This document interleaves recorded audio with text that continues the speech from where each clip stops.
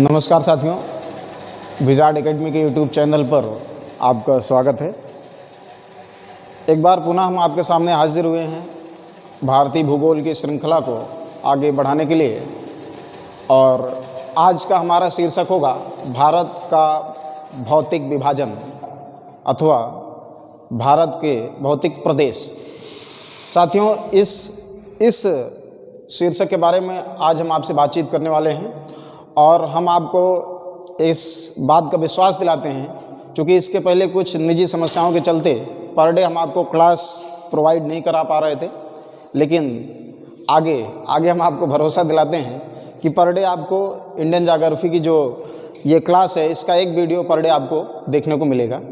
खैर, हमने आपसे कहा कि आज का आपका ये शीर्षक होगा भारत का भौतिक विभाजन या भारत के भौतिक प्रदेश। साथियों, इस शीर्षक के बारे में आगे बढ़ने से पहले हम आपको बता दें कि ये शीर्षक सामान्यतः सभी प्रतियोगी परीक्षाओं के लिए बेहद महत्वपूर्ण है, क्योंकि इस शीर्षक से 1 अथवा 2 नंबर के प्रश्न लगभग हर किसी एग्ज़ाम में पूछे जाते हैं। किंतु अधिकांश प्रतियोगी छात्रों की ये शिकायत होती है कि इसका वनडे एग्ज़ाम में इतना ज़्यादा रोल नहीं है। लेकिन हम आपको बता दें, भारत का भौतिक विभाजन इस शीर्षक के अंतर्गत आप हिमालय के पर्वतीय क्षेत्र को पढ़ेंगे और उस पर्वतीय क्षेत्र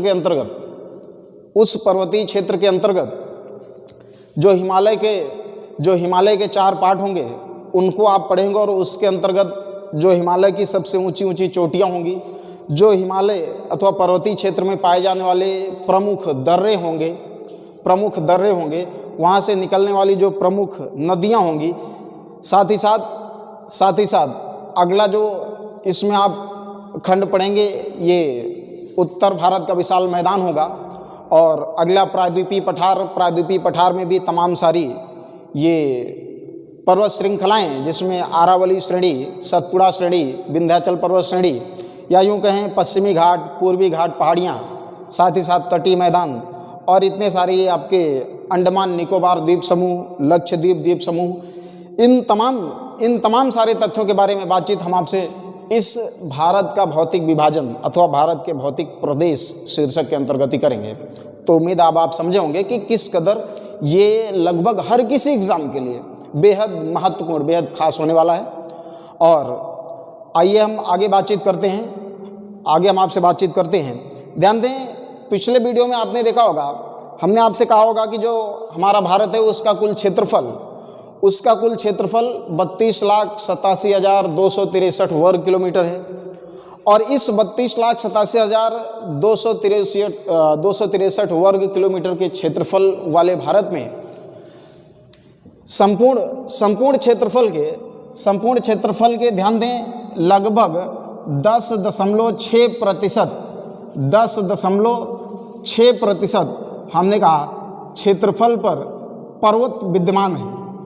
चूँकि हम भारत के भौतिक प्रदेश का अध्ययन करने चल रहे हैं, इसमें हमने कहा संपूर्ण भारत का जो भी क्षेत्रफल है उसके लगभग 10.6% क्षेत्रफल पर अकेले पर्वत विद्यमान है, ऊंचे ऊंचे पहाड़ विद्यमान है। उसके अतिरिक्त लगभग 18.5% यानी 18.5% क्षेत्रफल पर ये पहाड़ियाँ हैं। हमने कहा लगभग 18.5% क्षेत्रफल पर पहाड़ियाँ हैं। और इसके अतिरिक्त लगभग 27.7% क्षेत्रफल पर पठारी क्षेत्र है, यानी पठार का विस्तार है। और सबसे अंत में बातचीत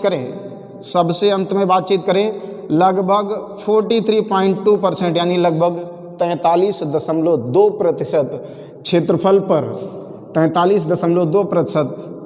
पर मैदान का विस्तार है, मैदानी भाग विस्तृत है। पुनः देखें, हमने आपसे कहा कि संपूर्ण भारत का जो भी क्षेत्रफल है 32,87,263 वर्ग किलोमीटर, इस 32,87,263 वर्ग किलोमीटर के 10.6% क्षेत्रफल पर अकेले पर्वत विद्यमान है, 18.5% क्षेत्रफल पर पहाड़ियाँ विस्तृत हैं, 27.7% क्षेत्रफल पर पठार विद्यमान है और लगभग 43.2% क्षेत्रफल पर ये मैदानों का विस्तार है। खैर ध्यान दें, ये तो हम आपसे कुछ बातचीत कर रहे थे पर्वत, पठार, पहाड़, हाँ, और जो मैदान है इसके विस्तार के बारे में। आइए अब हम सीधे रुख करते हैं अपने शीर्षक के संबंध में। आज का चूंकि आपका शीर्षक रहने वाला है भारत का भौतिक विभाजन, तो ध्यान दें, हमने कहा भारत का भौतिक विभाजन। आपने इसे हम इरेज कर रहे हैं, आपने बचपन से पढ़ा होगा, आपने बचपन में ही पढ़ा होगा कि भारत को मुख्यतः 4 भौतिक प्रदेशों में बांटा गया है। लेकिन किसी किसी पुस्तक में आप देखेंगे कि भारत को 5 भौतिक प्रदेशों में बांटा गया है। और इसके अतिरिक्त सामान्यतः जो सिविल स्तर की पुस्तकें होंगी उसमें आप देखेंगे, सिविल स्तर की जो पुस्तकें होंगी उसमें आप देखेंगे कि संपूर्ण भारत को 6 भौतिक प्रदेशों में बांटा गया है।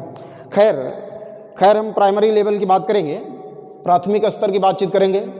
और ध्यान दें, ये जो भारत का भौतिक विभाजन है, चूँकि आपने देखा होगा हमारा जो भारत है इसकी जो भूगर्भिक संरचना है इसमें काफ़ी विविधता है। हमने कहा भारत की जो भूगर्भिक संरचना है उसमें काफ़ी विविधता है।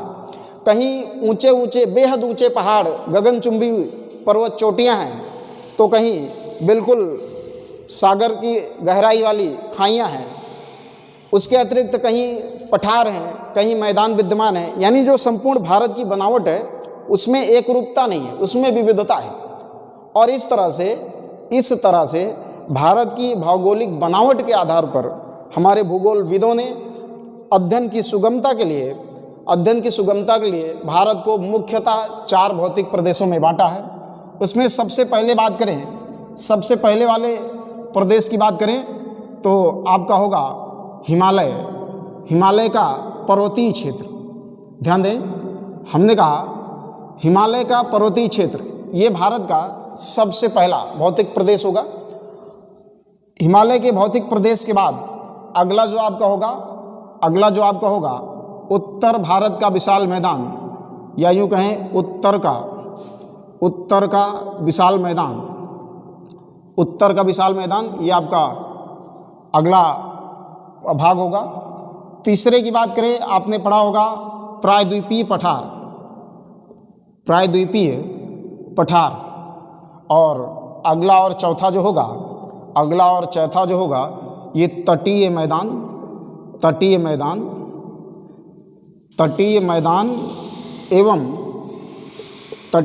एवं द्वीप समूह। ध्यान दें बंधु, हमने आपसे कहा कि भारत को मुख्यतः 4 भौतिक प्रदेशों में बांटा गया, किंतु हमने इस बात को भी आपसे साझा किया कि किन्हीं पुस्तकों में भारत को 5 भौतिक प्रदेशों में बांटा गया है। उसमें हिमालय का पर्वतीय क्षेत्र, या यूँ कहें उत्तर का पर्वतीय क्षेत्र होगा, उत्तर भारत का विशाल मैदान होगा, या गंगा सतलज का विशाल मैदान होगा। प्रायद्वीपीय पठार अथवा दक्कन का पठार कहीं कहीं आपको देखने को मिल सकता है। और चौथा जो है तटीय मैदान है, तटीय मैदान के अतिरिक्त द्वीप समूह को 5वां कर दिया गया है। और यही हमने जो आपसे कहा कि इसको किसी पुस्तक में 6 भौतिक प्रदेशों में बांटा गया है।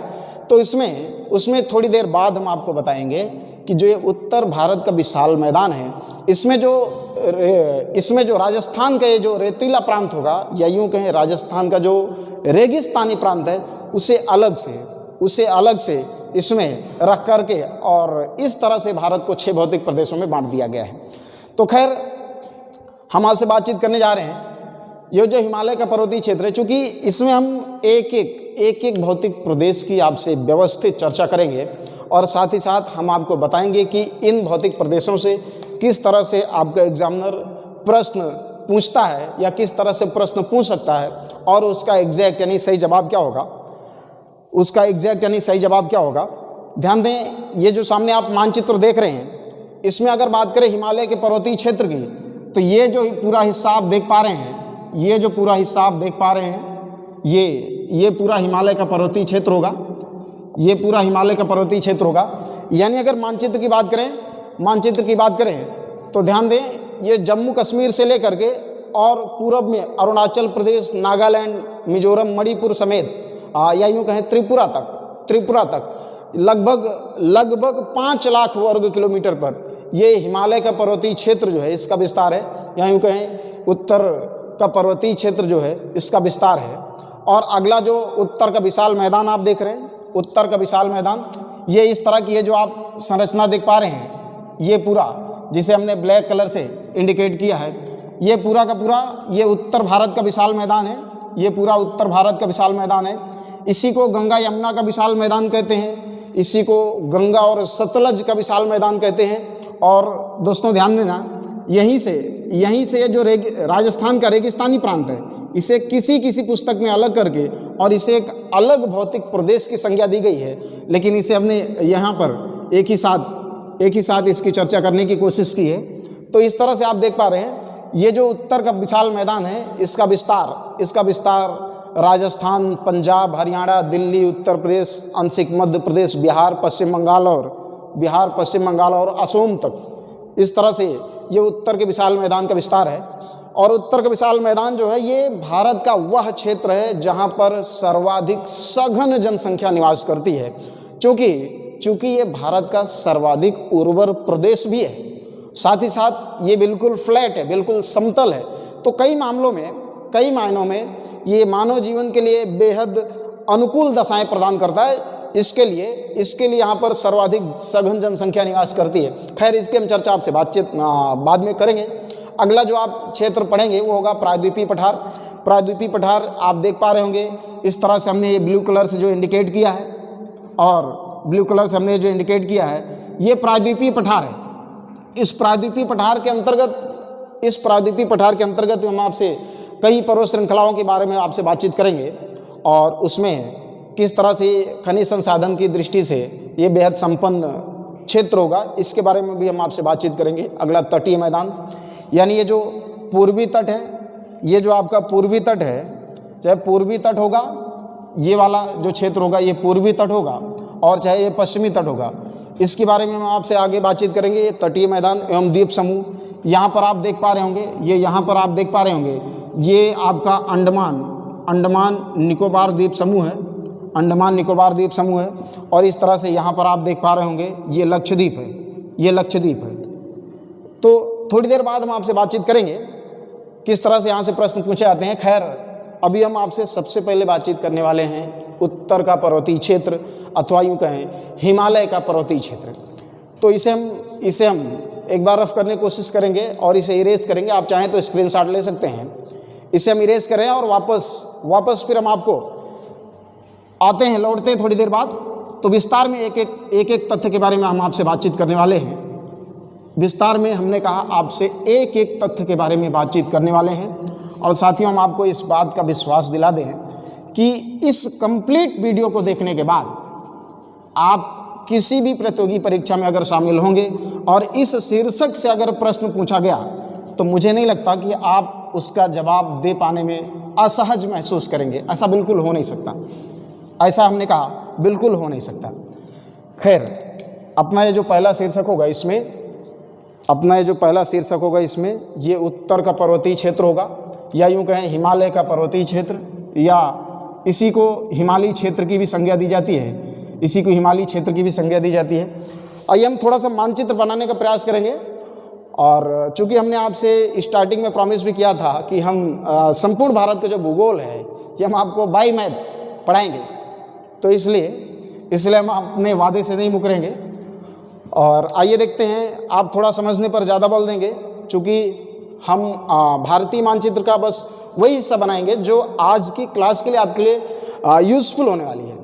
खैर, आइए देखते हैं। हमने कहा ये उत्तर भारत का क्षेत्र होगा, और मानचित्र के माध्यम से शायद आप समझ पा रहे होंगे कि ये जो क्षेत्र है, ये जो हमने कहा क्षेत्र है,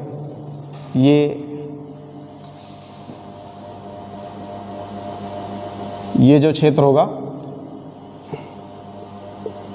ये नेपाल,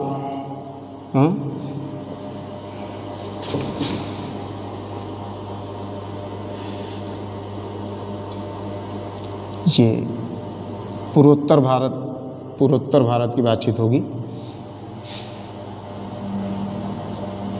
चलिए कोई दिक्कत नहीं है, हमने आपसे कहा आप समझने पर अधिक बल देंगे। चलिए, तो ये उत्तर भारत का ही मानचित्र है। हम खैर आपसे बातचीत भी करने जा रहे थे हिमालय के पर्वतीय क्षेत्र के बारे में। तो ये पहला भौतिक प्रदेश होगा हिमालय का पर्वतीय क्षेत्र। हिमालय का ये पर्वतीय क्षेत्र ये आपका पहला भौतिक प्रदेश होगा। आइए इसके अंतर्गत हम आपसे बातचीत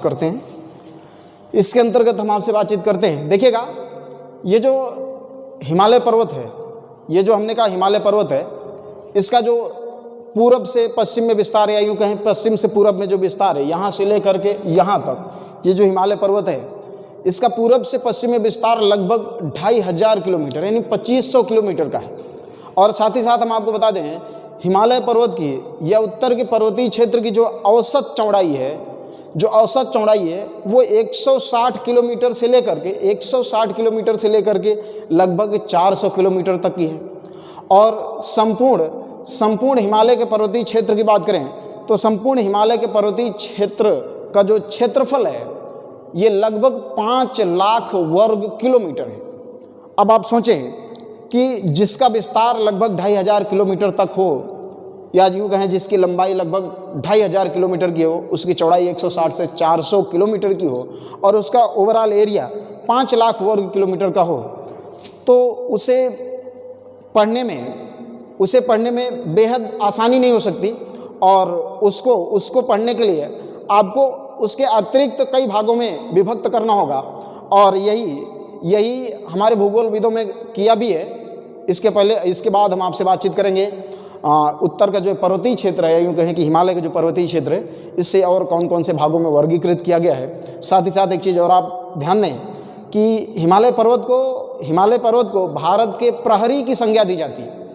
भाई, हिमालय पर्वत को भारत के प्रहरी की संज्ञा सिर्फ इसलिए दी जाती है क्योंकि जो हिमालय पर्वत है ये ट्रांस साइबेरियन क्षेत्र में बहने वाली जो बेहद ठंड हवाएं हैं उनसे हमारी आपकी रक्षा करता है, जिस कारण यहाँ जो ये भारतीय मानसून है, भारत देश का जो मौसम है, ये अपने आप में डिफरेंट है। अदरवाइज आपको बेहद कड़ाके की ठंड का अनुभव संभवतः वर्ष भर करना होता। और दूसरी बात ये जो दक्षिण पश्चिम मानसूनी जो पवनें हैं वो जब भारत में दस्तक देती हैं और इस तरह से वो संपूर्ण भारत में वर्षा करते हुए जब हिमालय की चोटियों से टकराती हैं, या यूँ कहें जब हिमालय पर्वत से टकराती हैं, तो टकरा करके वापस वो भारत के मैदानी क्षेत्रों की तरफ मुड़ती हैं। और अगर ये हिमालय पर्वत ना होता तो वे मानसूनी पवनें सीधे चीन अथवा अदर ये ट्रांस साइबेरियन जो क्षेत्र है वहाँ पर पहुँच जाती, और शायद वर्ष भर जो भारत का एक विशाल क्षेत्र है, मैदानी भाग, वो शायद वर्षा से अछूता रह जाता। तो तमाम सारे कारणों में अगर आप देखेंगे तो ये जो हिमालय पर्वत है या जो उत्तर का पर्वतीय क्षेत्र है ये आपके लिए बेहद खास है, बेहद अहम है।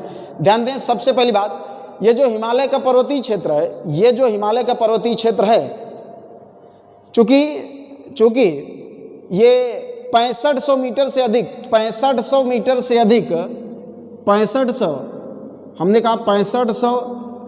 से अधिक ये ऊंची जो चोटियां हैं वो पूरे एशिया महाद्वीप में उनकी संख्या 94 यानी 94 है।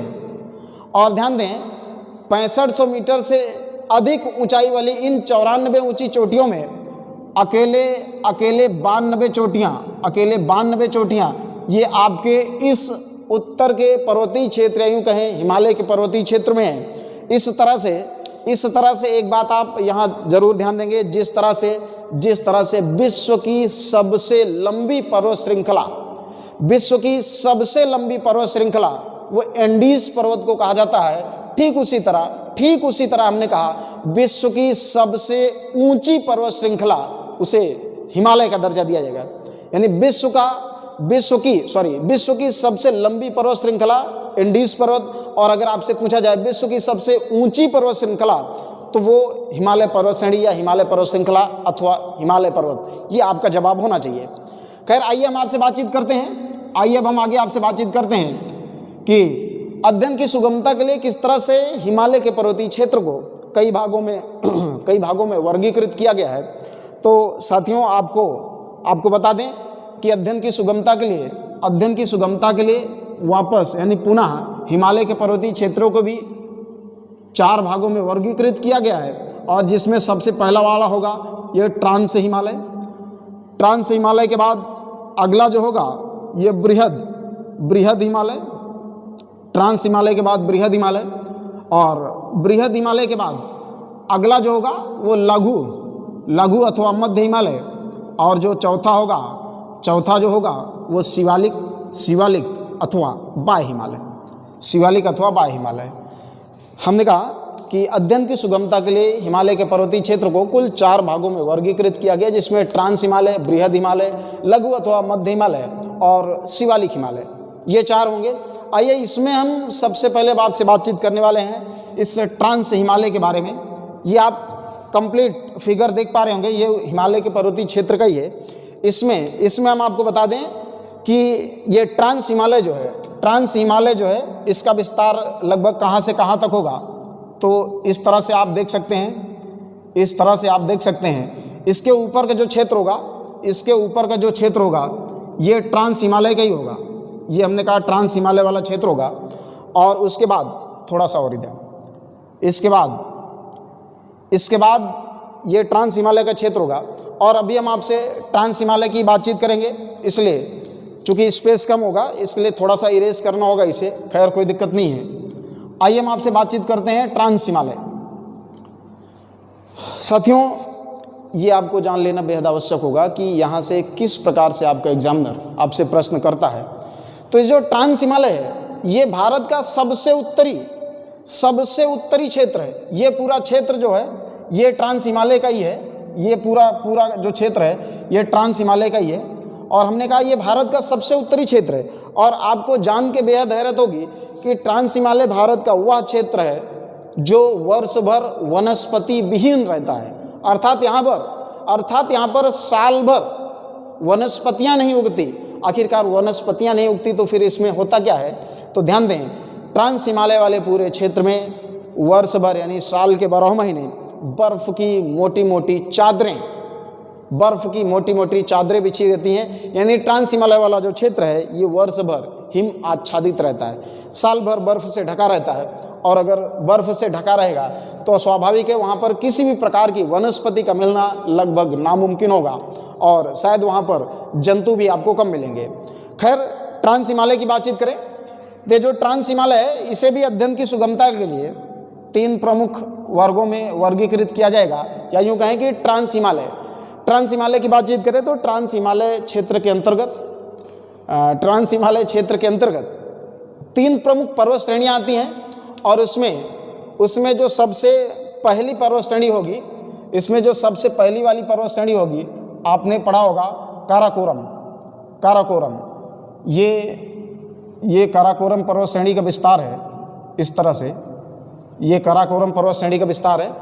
काराकोरम, लद्दाख और जास्कर, ध्यान दें, काराकोरम, लद्दाख और जास्कर, हमने कहा ये 3 प्रमुख पर्वत श्रेणियाँ हैं। और चूँकि ये जो लद्दाख पर्वत श्रेणी है इसी का विस्तार चीन अथवा तिब्बत वाले क्षेत्र में है। तो चीन अथवा तिब्बत में इसी लद्दाख पर्वत श्रेणी को ही कैलाश श्रेणी की संज्ञा देते हैं। यहीं पर भारत के अधिकांश जो हिंदू मत के अवलंबी हैं ये कैलाश मानसरोवर यात्रा के लिए जाते हैं। खैर, हमने कहा ये ट्रांस हिमालय क्षेत्र के अंतर्गत 3 प्रमुख पर्वत श्रेणियाँ आती हैं, जिसमें सबसे पहली जो श्रेणी होगी ये काराकोरम पर्वत श्रेणी होगी। अगली जो श्रेणी होगी इसका नाम लद्दाख होगा, यानी लद्दाख पर्वत श्रेणी होगी।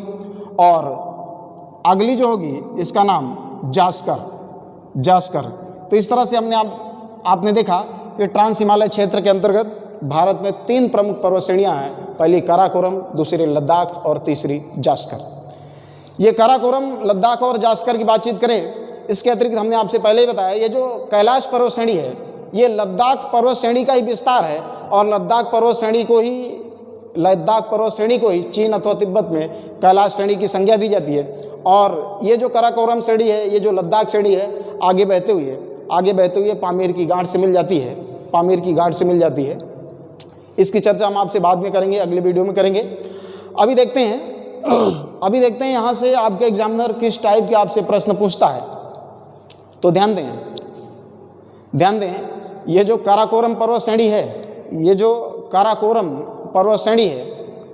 काराकोरम पर्वत श्रेणी का जो सर्वोच्च शिखर है, काराकोरम पर्वत श्रेणी का हमने कहा जो सर्वोच्च शिखर है, आपने उसका नाम सुना होगा, जिसे K2 अथवा गाडविन ऑस्टिन कहते हैं, वो यहीं पर है।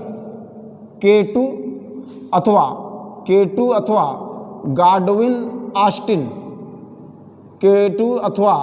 गाडविन ऑस्टिन, जिसकी ओवरऑल कुल ऊंचाई 8611 मीटर की है।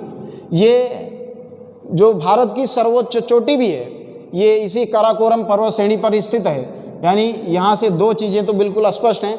अगर आपसे पूछा जाए भारत की सबसे ऊंची चोटी, तो K2 अथवा गाडविन ऑस्टिन होगी, उसकी ऊंचाई कुल 8611 मीटर की होगी। और यूँ कहें काराकोरम पर्वत श्रेणी की सबसे ऊंची चोटी, तब भी आपका जवाब K2 अथवा गाडविन ऑस्टिन होगा, जो कि 8611 मीटर ऊंची है। ये काराकोरम जो पर्वत श्रेणी है, ये भारत की उत्तरतम पर्वत श्रेणी भी है। भारत की हमने कहा उत्तरतम पर्वत श्रेणी भी है। और ध्यान दें, ये जो काराकोरम पर्वत श्रेणी है, ये काराकोरम जो पर्वत श्रेणी है, इस काराकोरम पर्वत श्रेणी को, यानी हम बात करें इस पर्वत श्रेणी की, काराकोरम पर्वत श्रेणी को उच्च एशिया की रीढ़ अथवा काराकोरम पर्वत श्रेणी को उच्च एशिया का मेरुदंड भी कहते हैं। ध्यान दें, हमने कहा काराकोरम पर्वत श्रेणी को उच्च एशिया की रीढ़ अथवा उच्च एशिया का मेरुदंड भी कहते हैं। और K2 अथवा गाडविन ऑस्टिन, जो कि 8611 मीटर ऊंची है, ये इसकी सबसे ऊंची चोटी है। और ध्यान दें, इस काराकोरम पर्वत श्रेणी पर कुछ प्रमुख हिमनद अथवा ग्लेशियर भी पाए जाते हैं, जो कि ज़्यादातर बार एग्ज़ाम का पार्ट बनते हैं। यहाँ से ज़्यादातर बार जो आपका एग्जामिनर है आपसे प्रश्न पूछता है। तो आइए थोड़ा सा उनकी भी चर्चा हम आपसे करते हैं। चूँकि हम आप काराकोरम पर्वत श्रेणी की बातचीत कर रहे हैं, और ध्यान दें, इसी काराकोरम पर्वत श्रेणी पर यहीं पर भारत का सबसे बड़ा जो ग्लेशियर है, भारत का जो सबसे बड़ा ग्लेशियर है, इसका आपने नाम सुना होगा, सियाचिन ये स्थित है। सियाचिन के अतिरिक्त इसमें ये 3 अन्य ग्लेशियर भी हैं, सियाचिन, बाल्टोरा, बैफो, हिस्पर। ये भारत के कुछ प्रमुख ग्लेशियर अथवा हिमनद हैं, जिसमें हमने आपसे कहा ये जो सियाचिन है, जिसकी ओवरऑल लंबाई 72 किलोमीटर की है, 72 किलोमीटर की है, ये भारत का सबसे बड़ा ग्लेशियर है। और ये सियाचिन ग्लेशियर, यहाँ से भी 2-3 टाइप के प्रश्न पूछे जाते हैं। सियाचिन ग्लेशियर साथियों उस वक्त चर्चा में आया था जब आज से कुछ वर्ष पहले यहाँ पर एक भारतीय सेना के जाबाज जवान श्री हनुमंतराव थप्पा साहब, जो दक्षिण भारत के थे, ये हिमस्खलन के चलते लगभग 7 से 8 दिन ये बर्फ़ में दबे रहे और फाइनली अंततः उनकी इलाज के दौरान दिल्ली एम्स में वे शहीद हो गए। तो सियाचिन ग्लेशियर उस वक्त पूरे भारत में बेहद चर्चा में आया था। और ध्यान दें, सियाचिन ग्लेशियर से मिलता जुलता जो प्रश्न है वो ये कि सियाचिन ग्लेशियर को दुनिया का सबसे ऊंचा युद्ध स्थल भी माना जाता है। हमने कहा ये जो सियाचिन ग्लेशियर है, इसे दुनिया का, भारत में ही दुनिया का सबसे ऊंचा युद्ध स्थल कहते हैं। और इसके अतिरिक्त सियाचिन ग्लेशियर के बारे में कहा जाता है कि जहां प्रकृति ही मानव की सबसे बड़ी दुश्मन है, या यूं कहें जहां पर ये मौसम ही मानव का सबसे बड़ा दुश्मन है, या यूं कहें प्रकृति ही मानव का सबसे बड़ा दुश्मन है, वह स्थान सियाचिन है। क्योंकि सियाचिन जो ग्लेशियर है, यहाँ पर हम आपके जो जवान हैं वो दिन रात हम आपके हिफाजत के लिए वो यहाँ पर तैनात रहते हैं। और आपको जान के बड़ी हैरत होगी कि सियाचिन ग्लेशियर का जो एवरेज टेम्परेचर है, तापमान है, वो -20 डिग्री, -20 डिग्री, ये वहाँ का एवरेज तापमान होगा। और जबकि सियाचिन ग्लेशियर के अगर अधिकतम तापमान की बात करें तो -60 डिग्री से लेकर के 70 डिग्री तक यहाँ पर ये अधिकतम तापमान होता है। और आप इमेजिन करें कि 0 डिग्री सेल्सियस पर ही ये जो पानी है ये जम करके बर्फ़ हो जाता है। और हमने कहा -20 डिग्री यहाँ की एवरेज टेम्परेचर है, और 60 से 70 डिग्री, ये माइनस में है, 60 से 70 डिग्री ये यहाँ पर सियाचिन ग्लेशियर का कभी कभी तापमान हो जाता है। ऐसी विषम परिस्थिति में भी हमारे आपके जांबाज जो जवान हैं, हम आपकी रक्षा के लिए, हम आपकी हिफाजत के लिए यहाँ पर मुस्तैदी से तैनात रहते हैं। इसलिए सब लोग सम्मानजनक तरीके से ये इंडियन आर्मी को सैल्यूट करते हैं और वाकई काबिल तारीफ भी है। खैर, हमने कहा ये सियाचिन ग्लेशियर भारत का सबसे लंबा ग्लेशियर है, जिसे दुनिया का सबसे ऊंचा युद्ध स्थल कहते हैं। और हमने कहा जहाँ पर प्रकृति ही मानव की सबसे बड़ी दुश्मन भी है। और उसके अतिरिक्त बाल्टोरा, बैफो और हिस्पर ये कुछ अन्य भारत के ग्लेशियर है। दोस्तों ध्यान दें, जो K2 के बारे में हम आपसे बात कर रहे थे, K2 अथवा गॉडविन ऑस्टिन जो 8611 मीटर ऊंची है, इसे भारत की सर्वोच्च चोटी की संज्ञा दी जाती है। लेकिन वास्तविकता इससे परे है, चूँकि ये जो इस तरह का जो एरिया है ये POK है, यानी पाक ऑक्यूपाइड कश्मीर, यानी पाक अधिकृत कश्मीर। और इस तरह से ये जो K2 है यहाँ पर है, जो कि पाक अधिकृत कश्मीर में आती है। और इस तरह से पाकिस्तान जो है इसे अपने देश की सबसे ऊंची चोटी मानता है, किंतु हम आप संपूर्ण कश्मीर को भारत का अभिन्न अंग मानते हैं। इसलिए आज भी पुस्तकों में हम आप यही लिखते पढ़ते हैं, जो K2 अथवा गॉडविन ऑस्टिन है ये भारत की सबसे ऊंची चोटी है। पर ध्यान देंगे ये विवादित होगी। खैर, हम बात कर रहे थे आपसे ट्रांस हिमालय के बारे में। ट्रांस हिमालय की एक पर्वत श्रेणी का आपने नाम सुना। और ध्यान दें, यहीं काराकोरम पर्वत श्रेणी के ऊपर अगर आप जाएंगे तो यहाँ पर एक पास भी है, एक दर्रा भी है, जिसका नाम भी काराकोरम दर्रा है। यहाँ से चीन को जाने के लिए सड़क गुजरती है। उसका ये प्रमुख दर्रों के बारे में हम आपसे अलग से किसी वीडियो में बातचीत करेंगे। यहाँ पर अभी हम ट्रांस हिमालय के जो ऊंची पर्वत श्रेणियाँ इनके बारे में बातचीत कर रहे हैं। काराकोरम के बाद में आप देख रहे होंगे एक लद्दाख पर्वत श्रेणी है। और हाँ, ध्यान दें, ये जो हमने सियाचिन ग्लेशियर आपसे बताया, सियाचिन ग्लेशियर से होकर के एक नदी निकलती है। सियाचिन ग्लेशियर से ही एक बेहद चर्चित नदी निकलती है, और इस नदी का नाम नुब्रा है, जो कि श्योक की सहायक नदी है। और श्योक जो होगी वो सिंधु की सहायक नदी होगी। खैर, इन सब के बारे में विस्तार से हम आपसे चर्चा करेंगे, भारत की नदियों के बारे में, या भारत का जो अपवाह तंत्र होगा उसके बारे में। और ये नुब्रा नदी घाटी के सहारे ही जो भारतीय जवान हैं वो सियाचिन ग्लेशियर तक पहुंचते हैं। तो ये बात है, हम आपसे बाद में चर्चा करेंगे। खैर, हम आपसे बातचीत करने जा रहे थे लद्दाख पर्वत श्रेणी के बारे में। लद्दाख पर्वत श्रेणी आप देख पा रहे होंगे, इसी का जो चीन अथवा तिब्बत में विस्तार है, इसे कैलाश श्रेणी के नाम से जाना जाता है। और लद्दाख पर्वत श्रेणी से सिर्फ एकमात्र ये प्रश्न आपसे पूछा जाएगा कि विश्व की तीव्रतम ढाल वाली चोटी।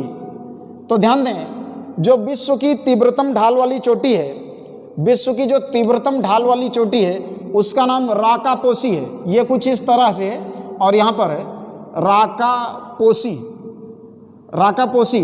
हमने कहा ये विश्व की तीव्रतम ढाल वाली चोटी है, विश्व की तीव्रतम ढाल वाली चोटी है। और ये राकापोसी जो विश्व की तीव्रतम ढाल वाली चोटी है, ये लद्दाख पर्वत श्रृंखला की सबसे ऊंची चोटी भी है। और आपको बता दें, ये तीव्रतम ढाल का मतलब क्या होता है। ध्यान दें, सपोज दैट ये कोई पहाड़ी है, अब इसकी बातचीत करें या इसी के समकक्ष ये और दूसरी भी कोई पहाड़ी है। अब यहाँ पर आप देख पा रहे होंगे कि इस वाली पहाड़ी पर, यानी पहली वाली जो पहाड़ी है, इस पर चढ़ना दूसरे वाले की तुलना में थोड़ा अधिक ये मुश्किल होगा। क्यों? क्योंकि इसकी जो चढ़ाई है वो थोड़ा सा बिल्कुल खड़ी होगी, या यूँ कहें इस पर चढ़ना बेहद जटिल होगा। और वहीं इसके कंपेयर में अगर इस पर चढ़ने की बातचीत करें तो ये थोड़ा आसान होगा। तो हमने कहा आपसे कि विश्व की जो तीव्रतम ढाल वाली चोटी, विश्व की जो तीव्रतम ढाल वाली चोटी है उसका नाम राकापोसी है। और अगर आपसे पूछा जाए विश्व की तीव्रतम ढाल वाली चोटी राकापोसी किस पर्वत श्रृंखला की सर्वोच्च चोटी है, तो वो लद्दाख पर्वत श्रृंखला की सर्वोच्च चोटी है। और अगर आपसे पूछा जाए लद्दाख पर्वत श्रृंखला किस हिमालयी क्षेत्र का विस्तार है, तो ध्यान दें लद्दाख पर्वत श्रृंखला जो है ये ट्रांस हिमालय क्षेत्र का ही एक हिस्सा होगा। और ये जो लद्दाख पर्वत श्रृंखला है ये एक नदी आप बाद में पढ़ेंगे, यहाँ मानसरोवर झील से यहीं से एक नदी ऐसे बहते हुए जाती है, उसका नाम सिंधु होगा। और सिंधु की एक सहायक नदी यहाँ पर श्योक है, तो इस वाले को श्योक की संज्ञा देंगे। ये एक श्योक नदी जिसके बारे में अभी हम आपसे बातचीत कर रहे थे, ये जो नुब्रा नदी है ये श्योक की सहायक नदी है। और इसे हमने कहा इस वाली नदी का नाम ये सिंधु होगा। और ध्यान दें ये जो लद्दाख पर्वत श्रृंखला है ये सिंधु और इसकी सहायक नदी श्योक, इन दोनों के बीच में जल विभाजक का कार्य करती है।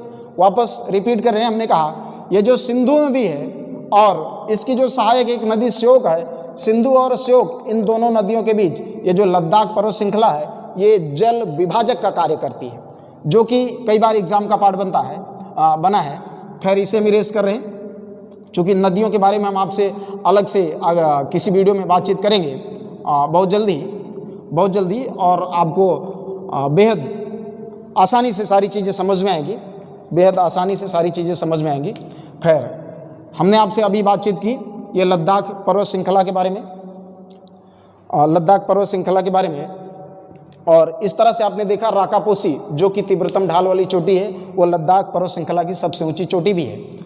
और इसी लद्दाख पर्वत श्रृंखला पर ही यहाँ पर एक और भी भारतीय संघ शासित राज्य का एक जिला स्थित है जिसे आप लेह कहेंगे, लेह। और ये जो लेह है इसके बारे में आपने पढ़ा होगा। ये जो लेह है ये भारत का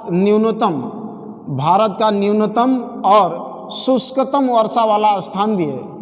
न्यूनतम और शुष्कतम वर्षा वाला स्थान जो कि लेह है ये इसी लद्दाख पर्वत श्रृंखला पर ही स्थित है।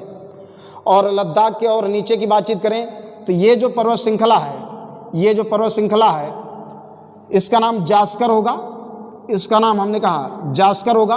और जो ये जास्कर पर्वत श्रृंखला है ये ट्रांस हिमालय क्षेत्र की सबसे दक्षिणी पर्वत श्रेणी है। जास्कर जो पर्वत श्रेणी है हमने कहा ये ट्रांस हिमालय क्षेत्र की सबसे दक्षिणी पर्वत श्रेणी है। और इस जास्कर पर्वत श्रेणी के और दक्षिण की बात करें तो यहीं से सचर जोन अथवा हिंज लाइन वाला क्षेत्र आएगा। सचर जोन अथवा हिंज लाइन वाला क्षेत्र आएगा। और इसी सचर जोन अथवा हिंज लाइन वाले क्षेत्र से हमने कहा ये जो ट्रांस हिमालय है ये बृहद हिमालय से अलग होता है। तो इस तरह से एक चीज़ आप ये भी ध्यान देंगे कि अगर आपसे पूछा जाए कि ट्रांस हिमालय बृहद हिमालय अथवा महान हिमालय से किसके माध्यम से अलग होता है, तो आपका जवाब सचर जोन अथवा हिंज लाइन होगा। सचर जोन हमने कहा अथवा हिंज लाइन, इसके माध्यम से ट्रांस हिमालय और बृहद हिमालय एक दूसरे से पृथक होते हैं, अलग होते हैं। और दोस्तों एक खास बात आप ध्यान दीजिएगा, अभी हमने आपसे बातचीत की यहाँ पर ये लद्दाख पर्वत श्रेणी का विस्तार है और ये जास्कर पर्वत श्रेणी का विस्तार है। लद्दाख और जास्कर इन्हीं दोनों पर्वत श्रेणियों के बीच एक बहुचर्चित एक अंतर्राष्ट्रीय नदी सिंधु प्रवाहित होती है। तो कभी अगर आपसे ये प्रश्न पूछा जाए कि सिंधु नदी किन दो पर्वत श्रेणियों के मध्य या किन दो पर्वत श्रृंखलाओं के मध्य प्रवाहित होती है अथवा बहती है, तो आपका जवाब लद्दाख और जास्कर अथवा जास्कर और लद्दाख होगा। तो ये अभी हम आपसे बातचीत कर रहे थे ट्रांस हिमालय वाले क्षेत्र के बारे में। उम्मीद है यहाँ तक चीज़ें संतोषजनक होंगी। साथियों अगर ये वीडियो आपको पसंद है तो इसे आप लाइक ज़रूर कीजिएगा और आपके जो अन्य साथी हों उन तक आप पहुँचाने के लिए इसे आप शेयर ज़रूर कीजिएगा। बहुत जल्दी हम मिलेंगे आपको भारत के भौतिक प्रदेश के अगले वीडियो के साथ में। तब तक के लिए नमस्कार।